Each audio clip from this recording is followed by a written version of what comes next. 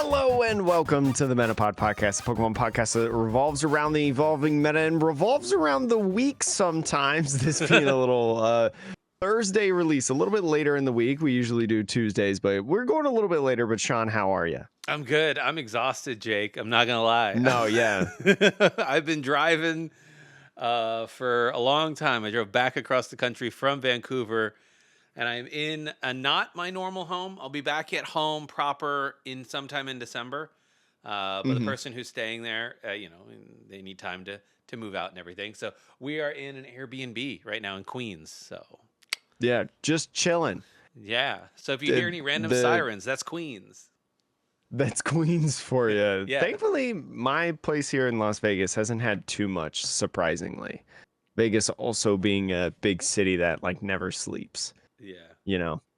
But you know what, Sean? We don't sleep on the meta, at least. We've got some news here for you going on, both of the format that we're about to move out of and the format heading into this weekend's Sacramento Regionals. But before we get too deep into the metas, the two different metas that we're going to talk about today, some interesting news came up.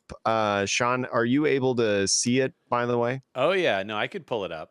Okay, cool. So for anyone who does not know, heading into the season, we had two random North American events that were TBA. They were listed as TBA. Regionals or different events that were happening. We didn't know what they were going to be. Turns out one of them actually revealed earlier today on Wednesday, a couple hours before we started recording. So good timing, Pokemon. Moving along with us, Atlanta Regionals now have been announced. Atlanta, Georgia, in the Georgia World Congress Center. Going to be through April 11th through the 13th, which a lot of people are assuming, Sean, is going to be the first event after rotation. Interesting. April? Do we think rotation is going to be all the way? I mean, when was it last year? Was it in March last year or was it in February? I think it was the end of March, just about. Might have been. Yeah. Okay. I mean, yeah, if it is sometime late March, then this makes sense as the first major tournament. Like EUIC is that in February this year? I don't recall off the top of my head. Because, like, that's the only thing that would, like, quote-unquote compete. But I know they shuffled things around a little bit this year because they didn't want EUIC pushing too close to NAIC. So I think it's a little earlier this year. But, yeah. So, yeah, that would be interesting. A post-rotation in Georgia, in Atlanta. I guess this is the East Coast Regional we were all hoping for, Jake, because that's about as close as we gonna get. It's really interesting because, like, Atlanta... historically, right, has not been able to host Pokemon events because of like state gambling laws and things of that nature, which is interesting when you talk about card games in that perspective. But something obviously must have changed. Oh, it says earlier this year, Georgia passed a law that changes how the state handles gambling regulations. Includes requiring them to issue guidance on the interpretation of any gambling regulation upon request. So that was something that was passed in Georgia earlier this year. So maybe just allows like those kinds of events I to think exist. trading card game events are clearly, they involve cards, but they are not gambling. Like there's luck involved, but you're not gambling. I think it's because there's like, and this is total speculation, I think it's because of like packs and stuff too, right? Because like you get packs at these events and things like that. Maybe. But then how does trading card game shops work? Right, exactly. So I don't know. I think it must have something to do with competitions at these things being like, oh, well, it's a card game. And if maybe previously the loose interpretation was that all card games are considered gambling, then like, I don't know, maybe... Or maybe Pokemon was just, there may be Yu-Gi-Oh! Tournaments or other things that have happened in Georgia, but Pokemon is, overly cautious maybe. But seems like, to your point, they got it sorted. They got it sorted out, and it is another Eastern regional, though. So, or it's more Southern, I guess you could Southeast. say. It's the Southeast. That's why I was like, this is our East Coast regional. Right. Yeah, so...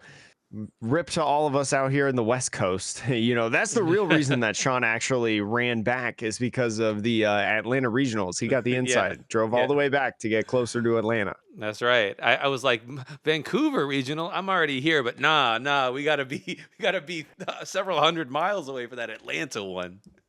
Gotta represent the America regionals. But if you did travel international recently, though, LAIC happened just this past weekend and had some really cool results inside of it. There was about 1,800 players, which I don't know what the record attendance is Hmm. for LAIC and things like that. But what I do know is that that's a pretty big number for LAIC, I feel like, in years past. So Yeah, like North American regionals obviously have huge attendance numbers, but I think traditionally South mhm. American regionals and other competitions are much lower just because there's fewer people and it's much harder for other people to travel to.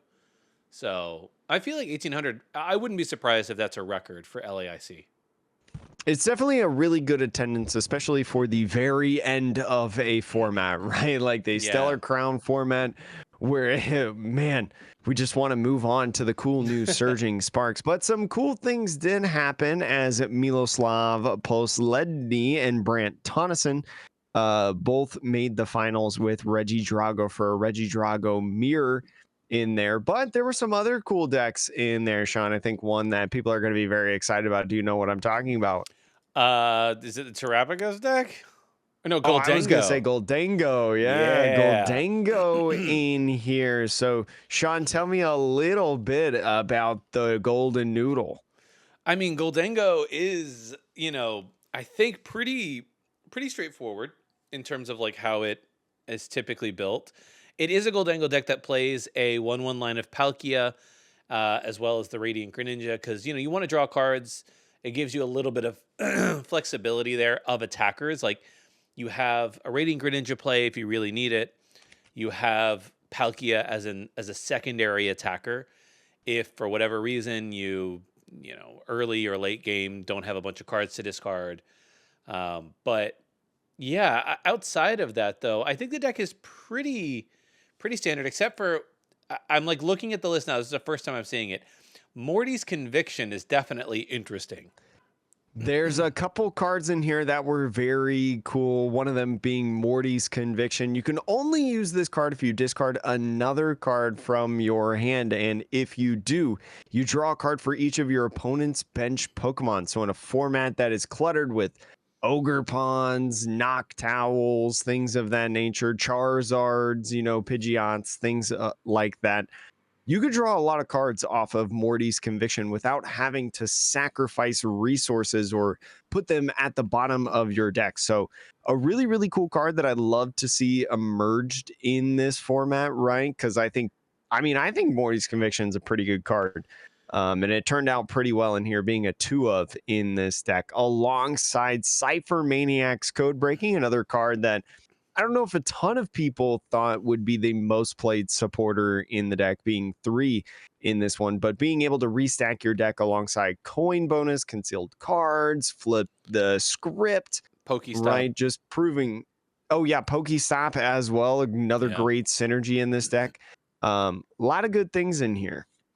Yeah, I mean it's a really cool deck because to your point, there's a lot of built-in draw in a bunch of places. So Cypher Maniacs works really well to like get you those couple of cards you need, which are usually, maybe it's other Goldengos, but oftentimes it's going to be things like energy or superior energy retrievals late in the game to Mhm. just find you enough things to KO your opponent. So cool deck, Also that's for really sure. interesting. Also really interesting to see Letter of Encouragement.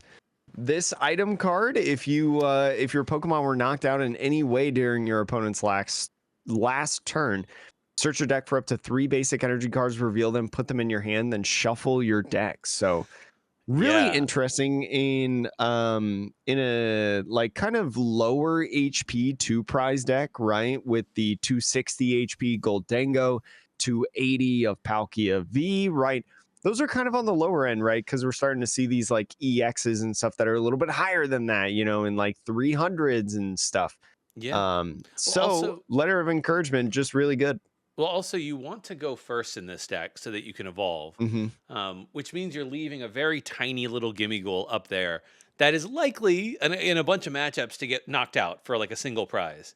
So, Hmm. to the point that we were making earlier, if you then bring up something, put a Goldengo out, draw a couple cards, if you can get that letter of encouragement, you can get that turn two, and that's just like a supercharged Earthen Vessel.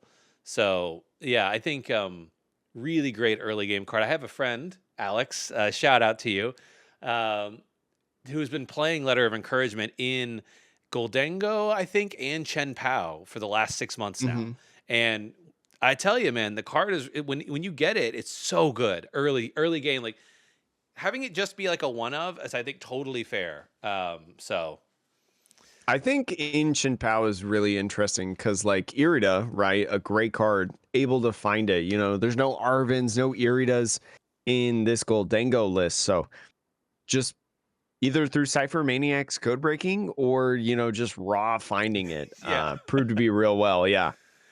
But other than that, overall, though, I think LAIC was interesting. Like you said, it was the last um, tournament in the Stellar Crown format, the last major one. Hmm.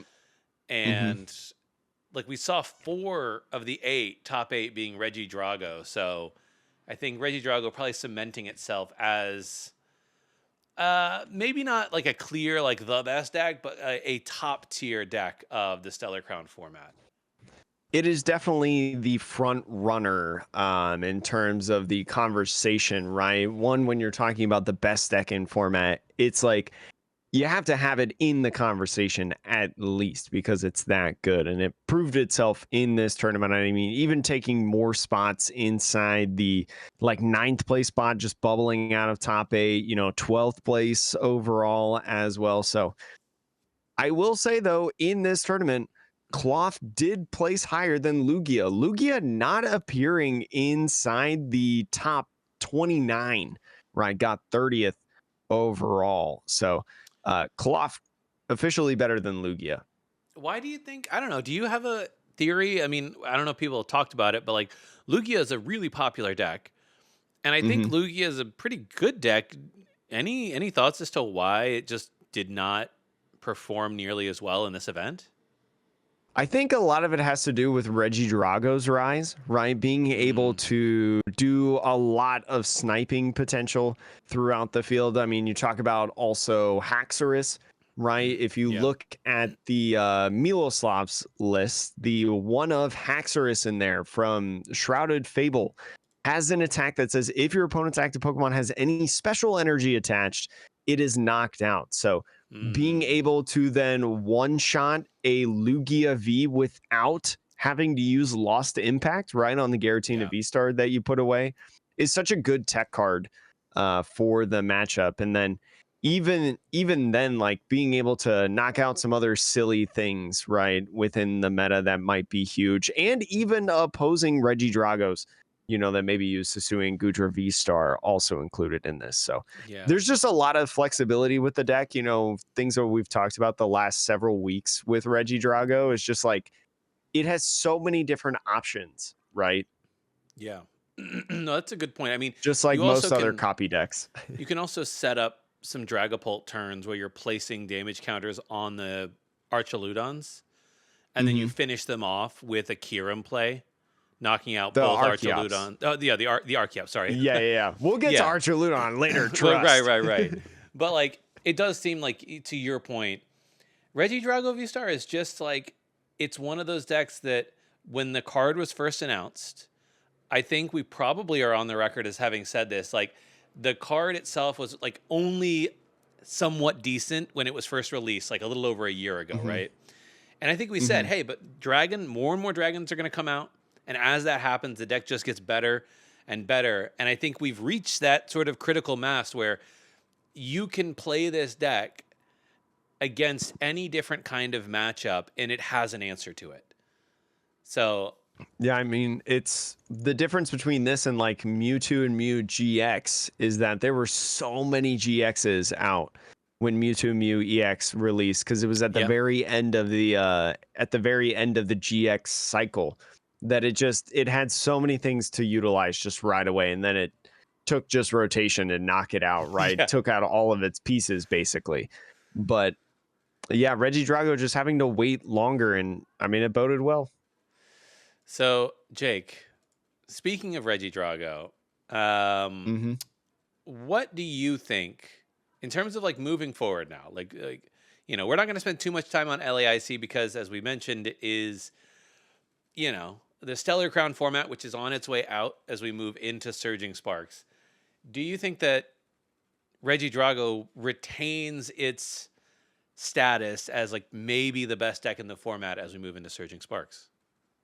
I think it is definitely still in the conversation of top 3. Sean, if you want to pull up the Regidrago, I don't know if you have. I can't see what you're showing. No, but, I can pull it up. I'm like searching for it real quick. There we go. The Regidrago, I think, is still a really good deck, even though it doesn't have too many additions from Surging Sparks. The addition of Scramble Switch, right, as a new A-Spec, I think can give it a ton of flexibility in its different ideas, right? Regidrago being at 280, which is a little bit higher in a lot of situations, not often one-shotted, especially if you play like the Hisuian Goodra VSTAR. Not in this list that we're showing, but still a possibility, if you saw from LAIC. Scramble Switch allows you to not only be able to chain Regidragos, right? Be able to consistently keep them alive and keep that energy preserved as well, but also if you in the like early game, let's say, you had to use Ogerpon's ability a couple times, right? Teal Dance, and you've got all this energy built up on the Ogerpon, you can use Scramble Switch and switch it into a Regidrago and accelerate those energies. It's almost like extra E switches, right? So I think that Regidrago still has the high amount of flexibility, and with the new addition of just that one card in general, just makes it so good, I think, in my opinion. I still think it's going to be a deck that runs the tables. Maybe not as aggressively as it did at LAIC, but still pretty good. Yeah, I mean, so we're looking at the list now. Scramble Switch is a really interesting addition to the deck. I think right now it's playing Prime Catcher primarily. Yes. Which is like, look, Prime Catcher is just generically a great card. If you can chase down. Yeah, it's considerably the best A-Spec. Yeah, but like, I don't know. This is an interesting one. I'm trying to think through. I don't think we got any. Were there any like particularly impactful new attackers for Regidrago VSTAR that came out in Surging Sparks? I don't think so. In terms of attackers, I don't think so. I can't think of one off the top of my head. Any dragon type Pokemon. I don't think there were.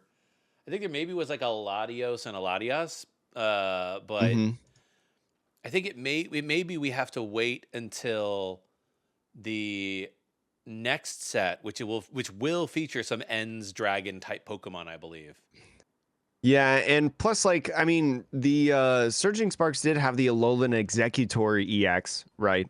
Being a dragon type Pokemon, but I don't think either of those really work for it because, like, the Tropical Frenzy attack, right? You attach basic energy cards to your Pokemon, which you want to do that through Teal Dance, right? So then you can draw cards. But then the Swinging Sphene, either knocking out the opponent's basic Pokemon in the active or knocking out the benched basic, is really only good for like Raging Bolt, I think.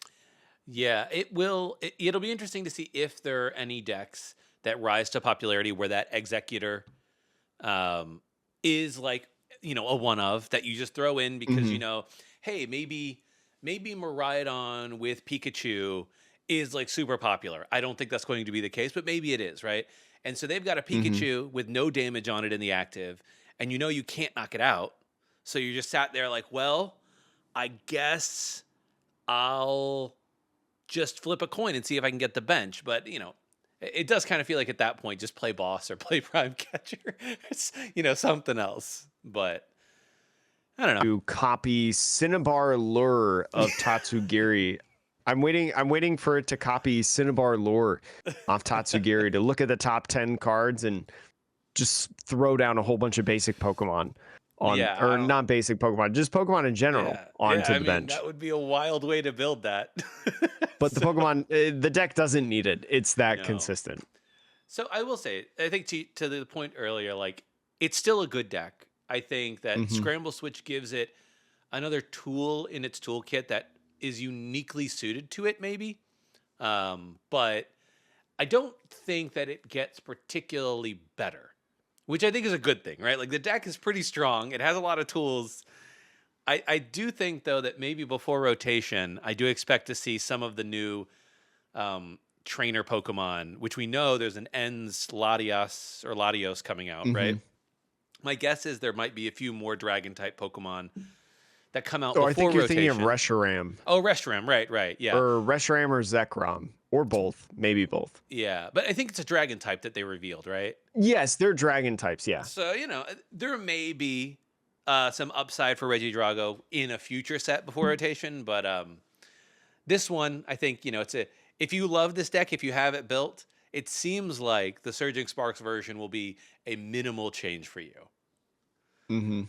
But Jake, what's the next deck you want to talk about, Surging Sparks wise? I kind of want to talk about Hydreigon EX. Now, this is a list that won a relatively good sized play limitless tourney online. So it's not bad by any means, especially for all of you Hydreigon EX fans. It's me, I'm Hydreigon EX in this. So there's 3 of them. Remember that Hydreigon EX Dark type stage 2 330 HP Terra type Pokemon has the first attack of Crashing Headbutt, 200 damage. You discard the top 3 cards of your opponent's deck. But if you get 4 energies on there and the crazy energy requirement attack that all of the Terra EXs have, you do 130 to the opponent's active Pokemon and 2 of their benched Pokemon. So being able to spread and whatnot, great counter for, as we were talking about earlier, Lugia, right? Yep. Hitting those Archeops can take so many knockouts, but is a really threatening deck, especially for a lot of different setup decks that have a lot of smaller Pokemon, right? Maybe not so much big basics, being able to snipe a lot of those. And with the consistency of Flip the Script, Rotom, Pidgeot in this deck, you can do some really sick things. But I think this one geared more towards control more than anything because of the Zerosix, I can't remember what Machination. that second. Yeah, machinations. That's a dumb word. But anyways, Airy in this list also, and different things like the Pokemon League headquarters in here to give it a more control-y type aspect. Stick them in the active, mill. Yeah, it's so I haven't played with the deck. I don't know if you have on maybe PTCG Live, but we're playing the Neo Upper Energy. I do like the Neo Upper with Roseanne's backup. Mm-hmm. You get multiple uses out of it in theory. Um, you have things like Pokemon League Headquarters, which is really nasty against certain basic decks, counter gain. But for you, Jake, do you think that the first attack is that the selling point of this card, or is the second attack what makes it, potentially like a top contender? I think probably. Ooh, this is a really tough one because I've seen builds that are both of them, right? I've seen builds that are both the like more crashing headbutt focus, and then those builds that are more of the obsidian focus. That second attack, I think that's kind of the selling point in itself. Is like this deck can, like you're saying with the Neo Upper Energy Roseanne's backup combo, it can do both of them. It can do both of those things. So while you're building up for that obsidian, right, you go ahead in crashing headbutt. Decks are super aggressive. Decks deck out so fast in this format. It seems like at this point they need so much to be able to get going. So you really punish a lot of those situations with the crashing headbutt, right? You do 200 damage, which also is nothing to scoff at, right? I mean, you're 2 hitting anything in the format Yeah. and knocking out some things. as well. So the crashing headbutt is great to be able to do some early heavy damage while also, milling specific cards out of the deck, right? You can hit some really key cards that your opponent's looking for, especially for decks that don't have too much recovery. And then Obsidian just cleans house, kind of like we talked about earlier. It's an interesting deck. It's a weird one for me because I think the second attack, because you have things like Manaphy still exists. I think if this deck becomes particularly popular, which it may, I think you will start to see more Manaphy. And then that becomes a question then for this deck of, are you going to play the Dusknoir line just to deal with Manaphy? Which then makes the deck like it becomes clunkier. Like we've seen this, right? Like if you have to start throwing in these additional stage 1 to basics to stage 2s with rare candies, so now you're prioritizing rare candies for both Pidgeot and Dusknoir and Hydreigon, and I don't know. It's a weird spot, I think, where I don't know, man. This deck feels like it's as good early game as Charizard, meaning Charizard only does 180, until the late game, and this does 200. So in theory, this is better damage output. It does 200 and mills your and opponent's mills cards. too, right? Now I will say, like milling too, it's a little annoying, but No, milling 3, not okay. 2, milling 3. Well, milling 3, like your opponent knows what's up, right? Like they see the dinos, and they're like, okay, you're going to try to mill me, or you're going to mill me a little bit. I'm just not going to overcommit. So I don't think the deck probably wins by mill out.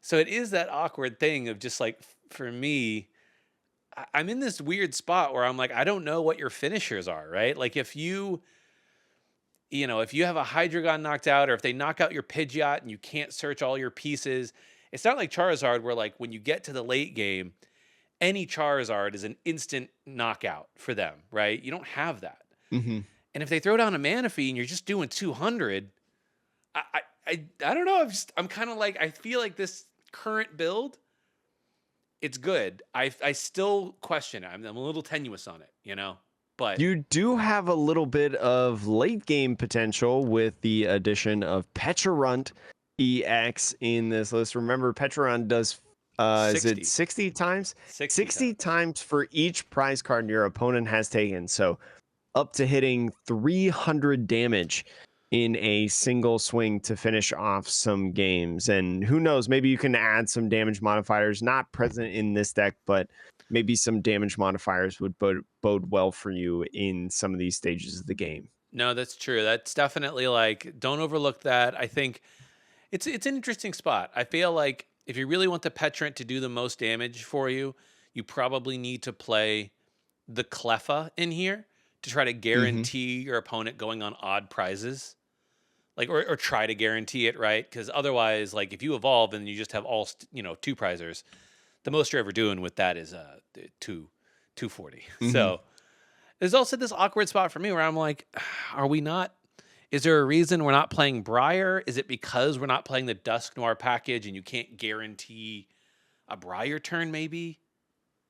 Because it is a Terra type. Importantly, Hydreigon is a Terra type. So I don't know. I'm thinking out loud here. I have no idea what the answers are. I haven't played the deck, but it's this awkward spot where I look at the versatility of a Regidrago, and then I look at a Hydreigon, and I'm like, yeah, you have 2 really good attacks.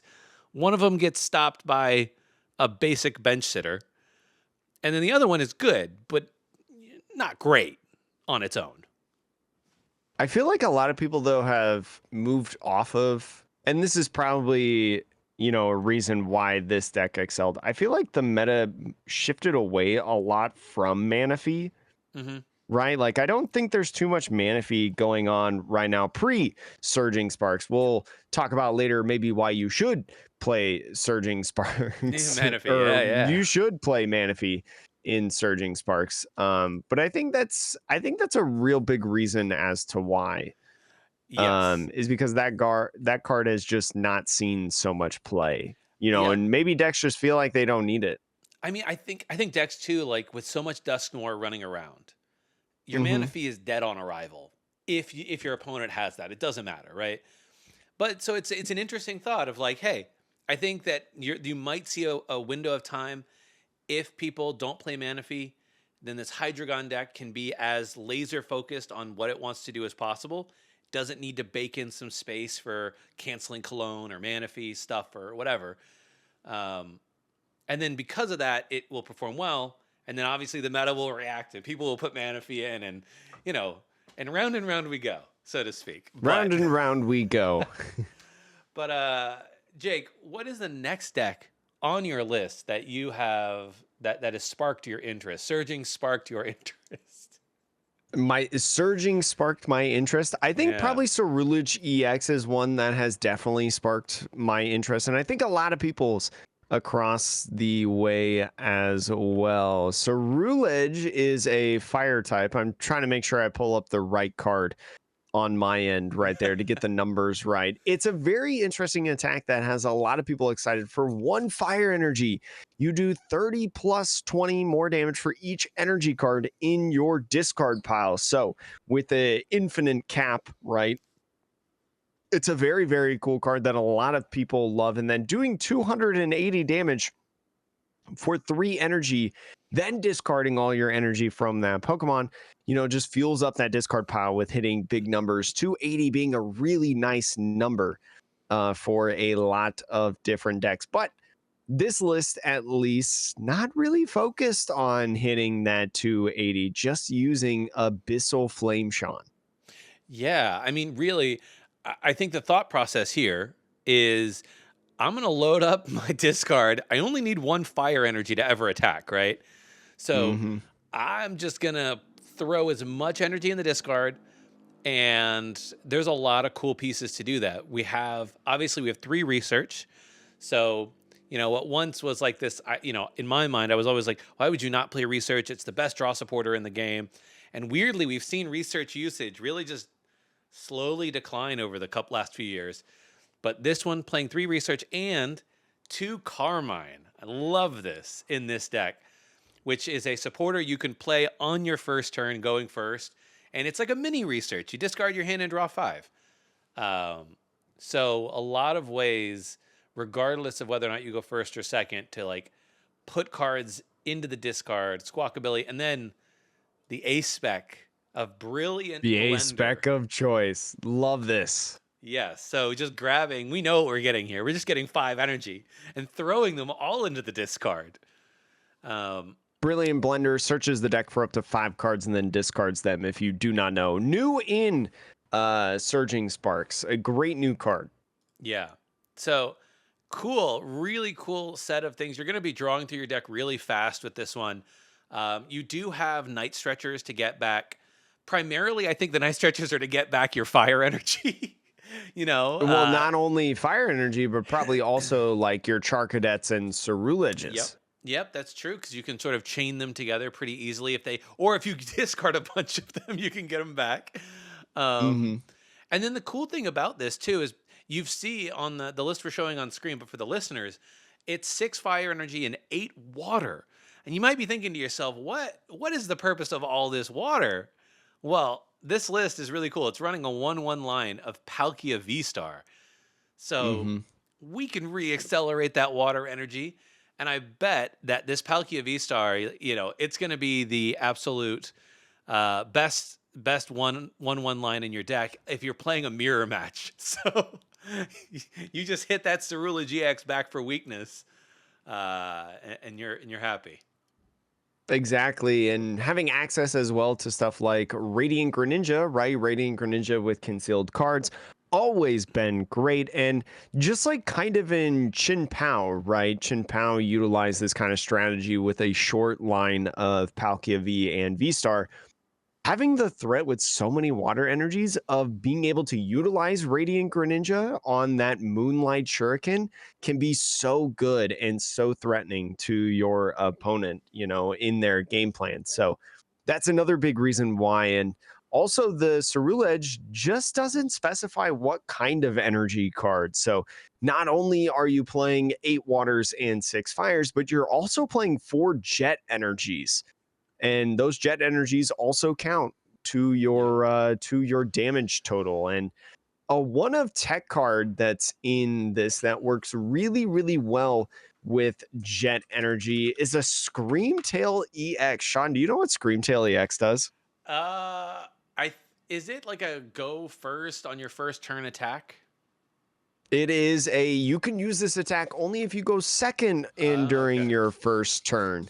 Your opponent can't play any supporter cards from their hand during that turn. So a great kind of disruption card that kind of synergizes well with stuff like Jet Energy, right? And helps you build up a little bit more time in getting your stuff in the trash to be able to use your attacks or evolve your Pokemon and whatnot. Very, very nice card. Can kind of stall your opponent from 2 straight turns of using a supporter.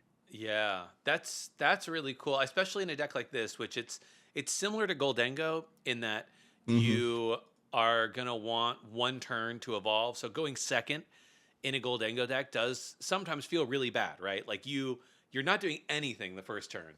And at least with this Screamtail, to your point, you can build up a huge set of energy in the bench. So remind me, the first attack is 30 plus 20 for each. Is it basic energy or just energy? No, just energy cards. It can be any of the energies in this deck to power up the attack, which So is we nice. so we have a total of 18 energy in the deck, and you need one fire on the Ceruledge, which means that the maximum damage output is 17 times 20, 340 plus 30, 370. So 370. Knock out anything in the format. yeah, it's pretty good. I mean, I don't know how often you'll get there quickly, but you'll get there eventually. I mean, it's probably decent, right? You have a lot of discard effects. You mentioned the Carmine, the Research, the Brilliant Blender as well. Heavy amount of stuff like Earthen Vessel, Pokestops, Ultra Balls to be able to get those all in the discard pile. And I talked about concealed cards as well. There's a Squawkabilly in this deck as well. Squawkabilly GX to be able to use that Squawk and Seize. Is that what that ability is called? I should Yeah, remember it's all Squawk these and Seas. You Pokemon. got it. You nailed it. Yeah, Squawk and Seize ability to set up a little bit more and pitch a lot of different cards, especially on your first turn. Yeah, this will be really fun. I think this one it seems like this is the kind of deck that I think it weirdly is going to compete in people's hearts with Goldengo because like Yeah. it feels weirdly similar. It's like it's different. You're not getting things into your hand, but you're kind of turboing out to try to do big damage with your stage 1 attacker. Yeah, so I think this one will be, an interesting one to see which one really like people get behind. But And I think people will really like this one too, because one thing that I love about this is that when you're using this deck, right, in Goldengo, you have to constantly get the energies back, right? Because you discard them from hand, if I'm not mistaken, right? So with Ceruledge, the energies don't move after yeah. you announce the attack. So they're always going to be there unless you say otherwise, grabbing a night stretcher, right, to get your energy back, as you were saying, or something like that. So I think it's going to flow well for a lot of people also, and something that people really enjoy. I mean, like you said, the hardest part is getting them in the discard pile. But once you do, They're there. boy, howdy, you're punching away. Yeah. No, I think this will be interesting. To your point, if you can get a really fast start, right? If you can get a start that's as fast as things like United Wings want, if you can Yeah. get that really turbo start, you long term are going to be much more consistent than a Goldengo deck. So very interesting. We won't show a United Wings deck, but Brilliant Blender, great card for that deck if you want it to help you out. That's like what? That's 100. Is that 100 damage guaranteed? Yeah. With Off of one one Brilliant card. Blender. Yeah. Yeah, off of one card. Cracked. Yeah. Insane. Anyway, Sean, which deck do you now want to talk about on here? Let's just go over to the Charizard deck, which is like very Mhm. minor changes. So talking about some new stuff, but let's talk about the oldies. Charizard EX, a deck everyone is sick and tired of seeing, to be perfectly frank. But a very popular deck. So, it's still playing the Dusknoir line in theory. It's still playing the Pidgeot line.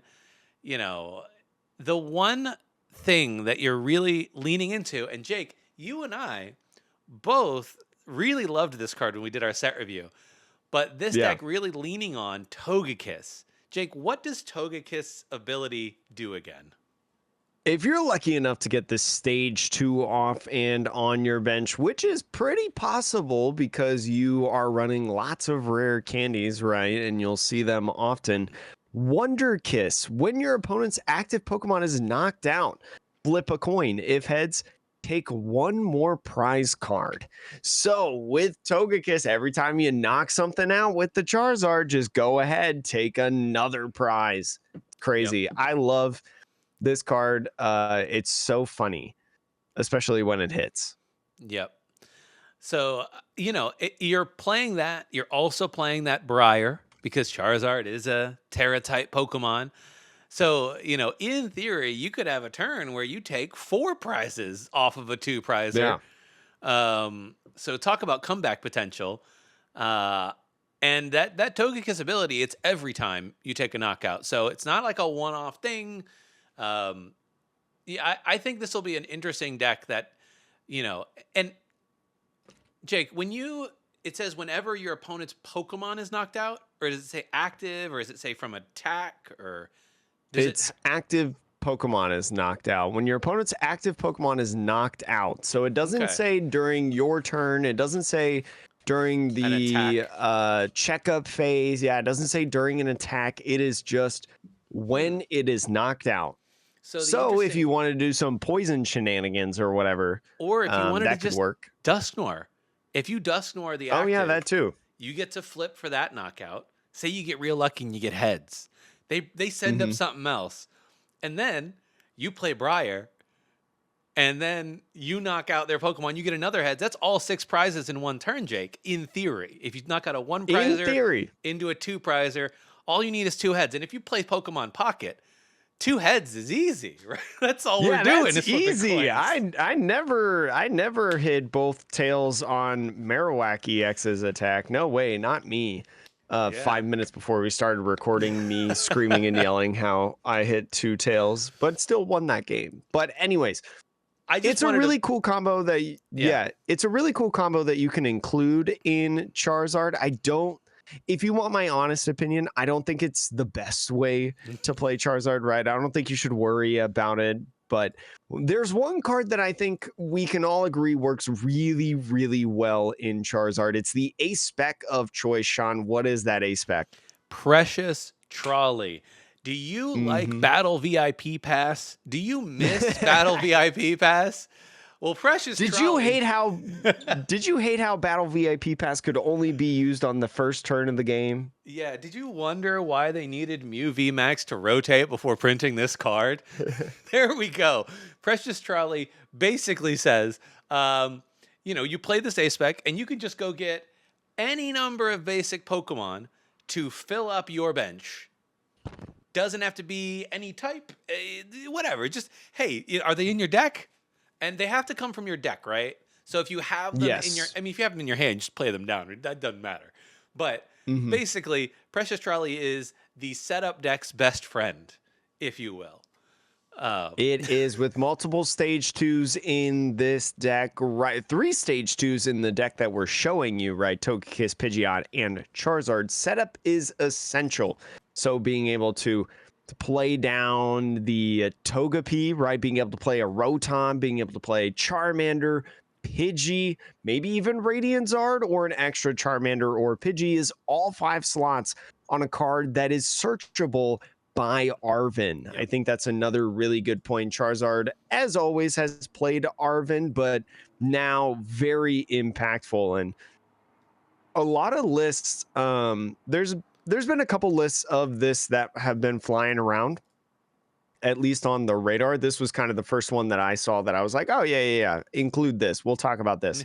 But brings up the possibility in this deck to not really play any Pokemon search, right? Especially basic Pokemon search. Just use a lot of your search options for higher stage Pokemon. If you look in this list specifically, only one Buddy Poffin, which I think some people would go crazy hearing only one Buddy Buddy Poffin in a Charizard EX deck. So one Buddy Buddy, two Nest Balls, and that's all for specifically basic Pokemon search Yeah. outside of the Precious Trolley. So just a really important A spec in this deck. Some people still talk about and utilize like Hero's Cape, I think, as well. So not a bad option in there, but wanted to mention this because there's two really cool cards that Sean and I like in this deck. Moving on though, I wanted to talk about. I'll just go down the list now. I don't have any other specifics, Mm-hmm. but I'll do the Roaring Moon deck. Let's. Mm-hmm. Jake, do you want to give everybody a rundown of what this Roaring Moon deck is trying to achieve? What's new? So Roaring Moon, this is still like the Turbo Roaring Moon kind of build, but it's got a lot of new resources inside of it. One of them being the Latias EX. So if you're not familiar with the Turbo Roaring Moon deck, right, a lot of times, especially for your non-dark Pokemon, right, of like Radiant Greninja, Iron Bundle, stuff like that, Squawkabilly, if you played it right, switching them out of the active even with Petrarun was difficult at times, could have been problematic. But with the Latias EX having the Skyliner ability, all basic Pokemon in play on your side have no retreat cost. So in a deck that is literally just basic Pokemon, everything's got free retreat. You can freely move around in the active. You don't have to poison your own Pokemon if you don't want to, in a sense, but being able to play this card and also Scramble Switch, right? A card that we talked about previously is so good in this deck. Just provides so many different options again with one like this. You've also got a little itty bitty promo Petron. I think this was the promo that was banned for Worlds, Yep. right? As long as this Pokemon is in the active spot, put 5 more damage counters on your opponent's poison Pokemon during the checkup phase and has that attack for a dark and colorless poison chain for 10 damage. Your opponent's active Pokemon is now poisoned. During your opponent's next turn, that Pokemon can't retreat. So with not a lot of switching cards in format, right? All of these decks that we looked at, right? Escape Rope's not in format, right? All you really have to switch are like your A spec, right? Prime Catcher, Scramble Switch, Scoop Up Cyclones, stuff like that. There's not really any switch cards at all in here from like supporters or item cards. So that Petrarun, if you've got a big Pokemon in the active that can do a lot of damage, you might be able to set up some numbers with feeding a little one prizer like this just right away. Yeah, it's definitely interesting. The Petrarun. I was trying to think to myself like the only way to poison your opponent in this deck is that Petrarun has to attack, right? Mm-hmm. And I was thinking through it, I'm like, why would you put this in the active? Why would you attack with it? Blah blah blah, right? Like, what is that really doing for you? And I thought about the math, and I'm like, the way that Roaring Moon EX really struggles, I think, and that's not just me. Everyone knows this. Is if you have like a V-Star or like something that's like 270, 280 HP, it's a little awkward to have to use that second attack, do all that damage to yourself, and basically say, I'm going to take 2, but I'm going to make it really easy for you to take 2 prizes. Maybe you'll even be able to send up a single prizer to take those 2. Like, the trade feels awkward.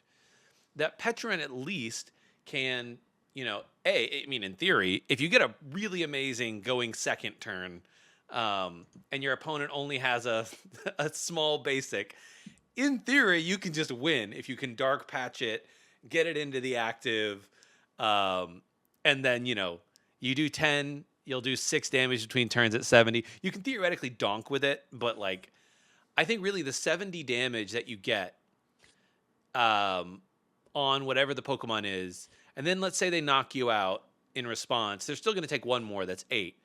It sets up really nicely for the second attack on Roaring Moon EX, which is that 100 plus 120 if you discard a stadium. So that sort of makes that second attack a really good follow-up to knock out a 2-prizer without having to put any damage on yourself. So I was just thinking about that, and I was like, that's pretty good, actually.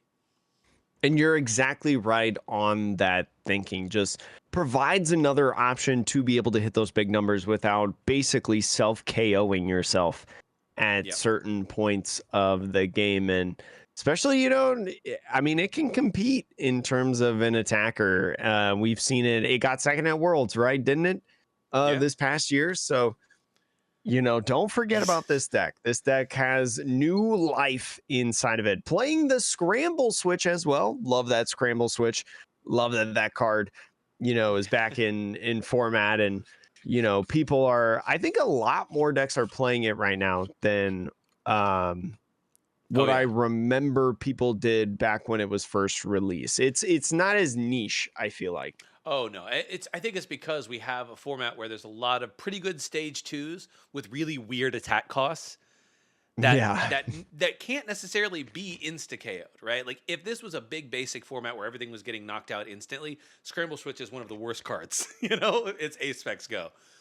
But if you're 330 HP and you need like 3 weird energy to attack, but your opponent can't knock you out, yeah, Scramble Switch is great. It's basically a better version of Turo, but it keeps all the energy on board. This is great. So, anywho, moving on now. What's the next one? Yeah, let's talk about Lost Box. Let's talk about this Lost Box deck because, I think that, and I'm going to say this right now, I think Lost Box wins Sacramento. You think? Okay. So, Sean, tell me a little bit about this Lost Box. What's the big key card that you see in this Lost Box deck? I mean, the pretty obvious one is if you were wondering where you're going to put your $500 alternate art Pikachu EX that you're going to bring to Sacramento to flex on everybody, it's in Lost Box. You have one of Pikachu EX in this deck. Pikachu EX, for those of you who don't know or remember, 200 HP basic lightning type Pokemon. It's a Terra type. And it has the ability, was it resistance something? Resolute Heart. Resolute Heart. That it basically says as long as it has no damage on it, if it would be knocked out by damage from an attack, or if it would be knocked out from I don't know the specifics. Anyways, if it would be knocked out. I can read it. Yeah. I can read it exactly if you want. Yeah. If this Pokemon has full HP and would be knocked out by damage from an attack, it is not knocked out and its remaining HP becomes 10. It's basically the Focus Sash. Yes. For anyone who doesn't know. So pretty good, a little stall there for a Lost Box deck. If your opponent isn't able to put any damage on it, you can do the attack, which is 300 damage for a grass, lightning, and metal. You discard all of those energy, but 300 that's no joke. That's big damage. And then it's the biggest hit that Lost Box is going to have, you know.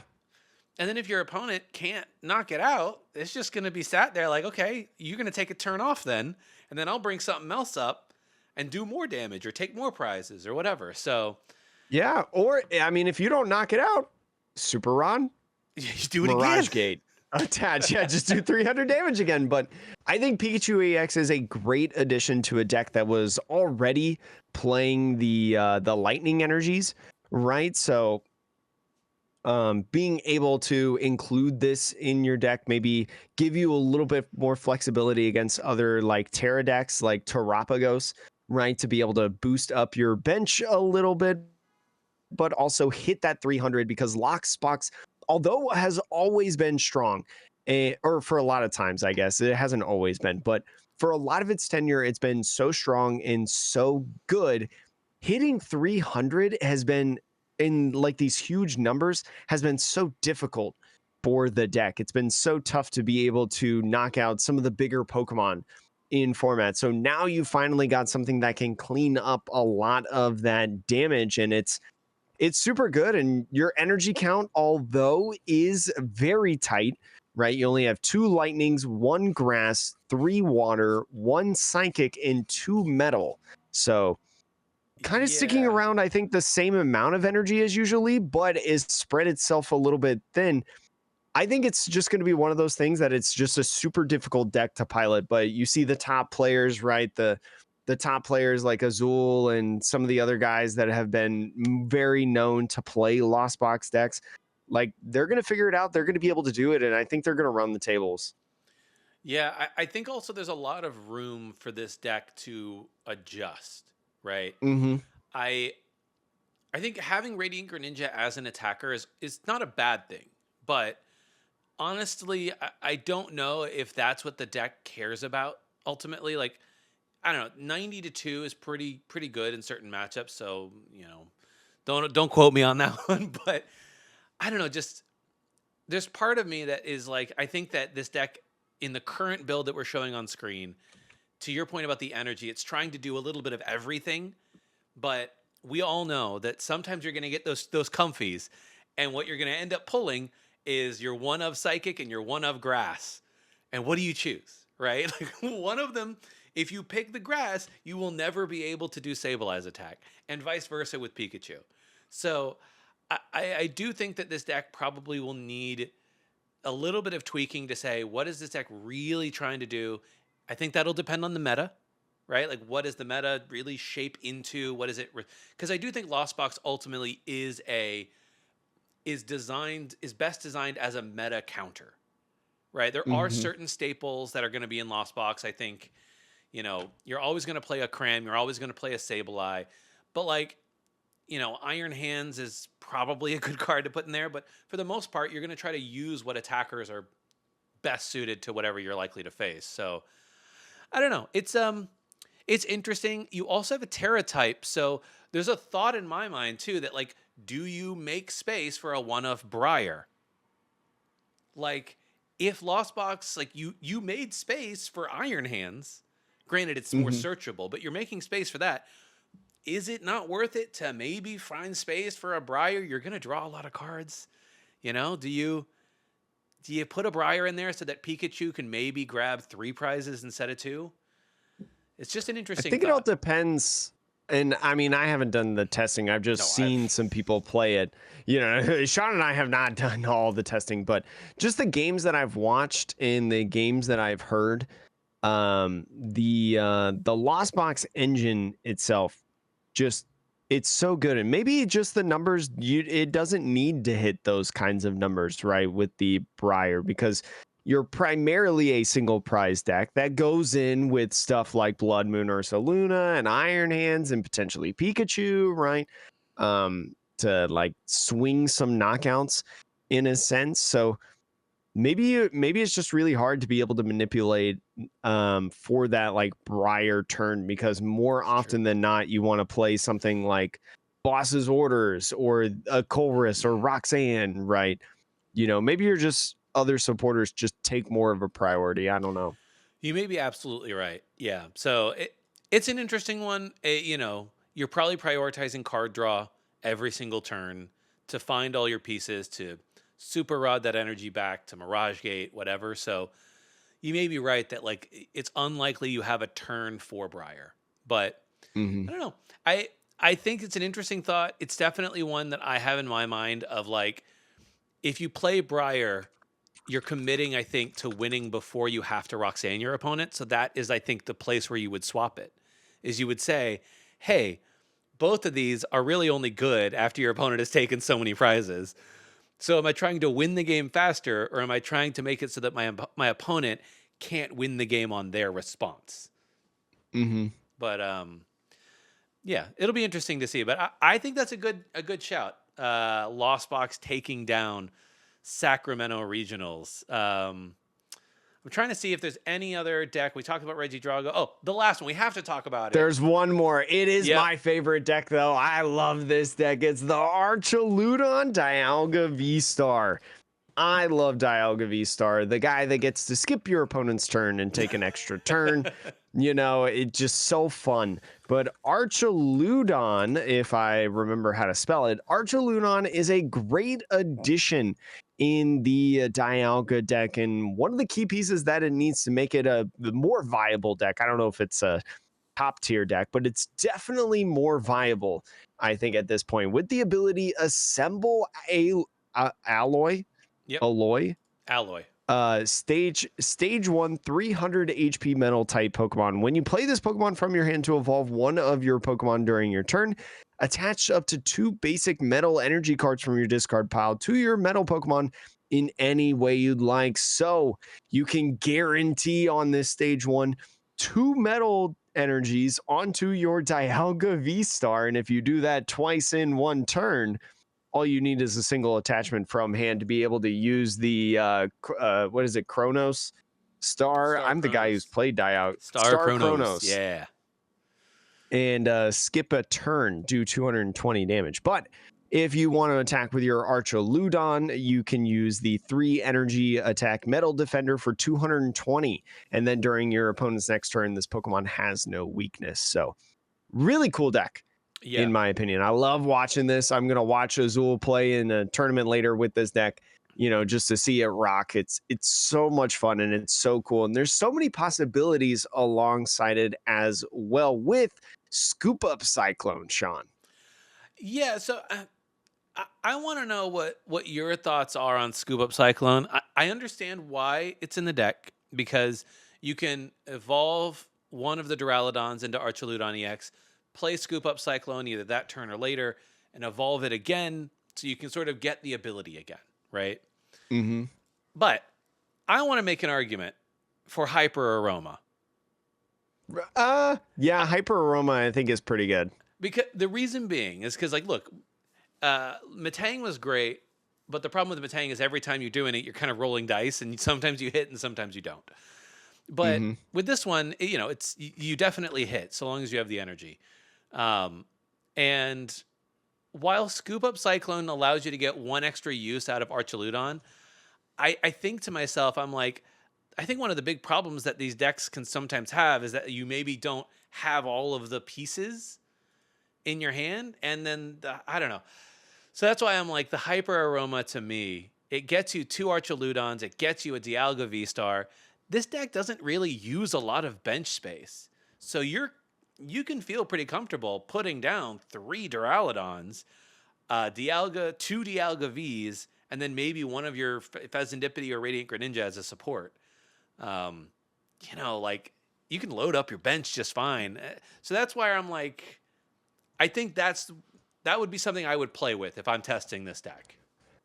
And I think the reason that, you know, Scoop Up Cyclone may be the way to go inside this deck, I think very much is influenced by the addition of like Night Stretcher in the format, right, through Shrouded Fables. So you just get aggressive draw on this deck, right? You play 4 Professor's Research, you play the concealed cards, right? You are just drawing cards. You got the Pokestops in there, you know, just continuously throwing cards within the discard pile to churn with your Archaludon EXs. And so having Night Stretcher kind of gives you this security of like, okay, if I mill them or I put them in the trash or whatever, just get them right back.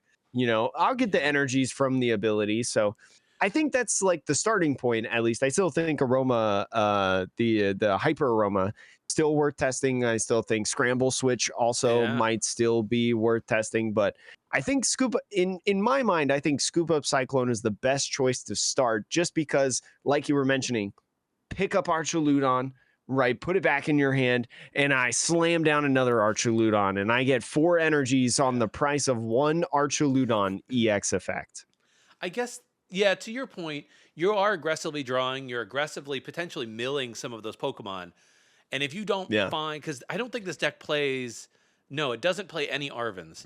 So no, just 4 Nest Balls, 4 Ultra Balls. That's your, and I guess 1 Hisuian Heavy Ball. That's your Pokemon search. But yeah, but without the Arvin, Hyper Aroma is really, really good, say turn 2.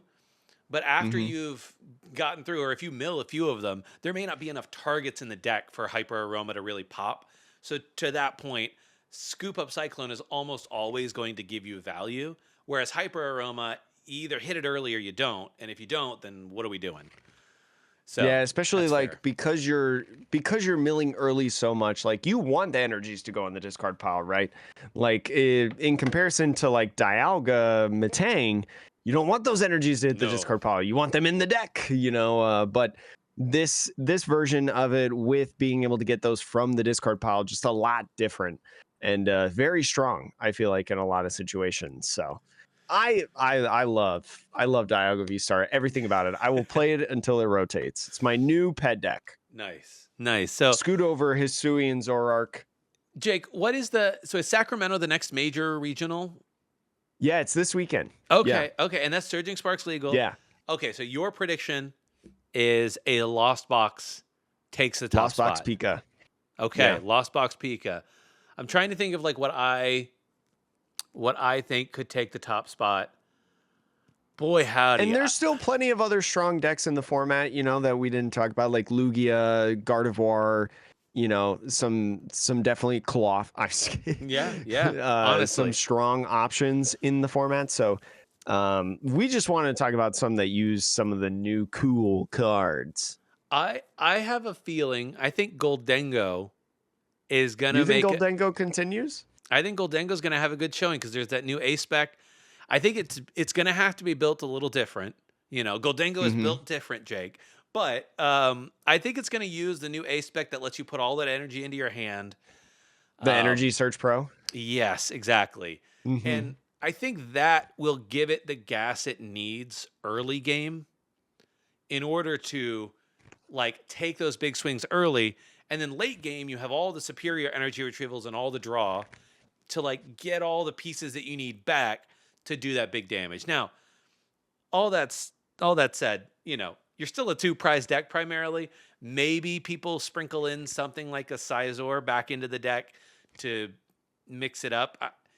I don't know. You don't have the option of, I don't think, doing anything with like Terra Pokemon, which I think could also be a little annoying as a matchup, like if people are using Briar or whatever. But overall, like I do think that Goldengo, I don't know if it wins it, but I think it has a really good showing. I will say though, I think Goldengo is one of the more flexible decks on the A spec, right? I think Prime Catcher, a really good A spec, obviously, right? Because it's Prime Catcher. I think Goldengo could, like you said, really utilize Energy Search Pro, right? Getting a whole bunch of different energies to be able to do big attacks.